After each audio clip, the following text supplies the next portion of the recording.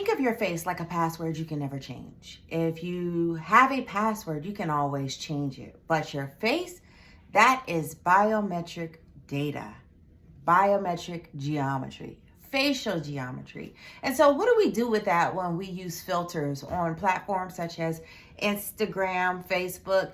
All Meta platforms pretty much have this feature. Meta AI, as we know, and we've discussed in other videos, that they use your data to train their AI models. There are ways that you can kind of limit that, and we have talked about some of that, but we'll talk more in another video. But this one right here gets to the nitty-gritty of your facial data and the rights that you may have when you agreed to use these products.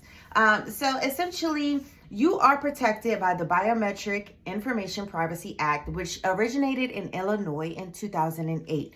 Illinois was the first state to pioneer this act to say, we want to protect the citizens, and if you want to use things like fingerprints or facial scans, you must get their consent in writing first, or else you will face a penalty between $1,000 and $5,000, depending upon the violation, and they can sue you on that.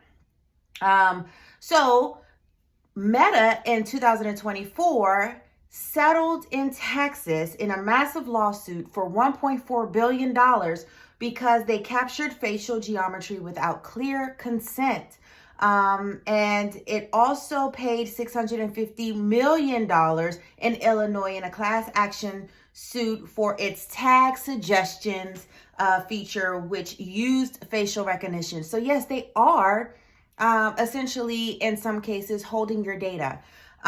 So here are the privacy policy reminders that Meta has. They say that they use information to provide the service, including technologies that try to understand who and what you and others care about, which would also be friends, family, connections, stuff like that. And then remember we discussed that arbitration notice where they say that you can't sue them, they're not liable. Well, the BIPA Act, thank you to Illinois, kind of says, no, hold up, you can be sued because there's an act in place. Now you're crossing into federal territory. So screw your terms and services on that. I think this is really interesting. I'm gonna do a couple of more videos regarding, the creator aspect, because as we know, you and I, if we agree to other type of policies, we could create a facial filter for users, and who's to say who's going to hold us accountable? So thank you to Captain Screw 1252 for asking that question. Here's your answer.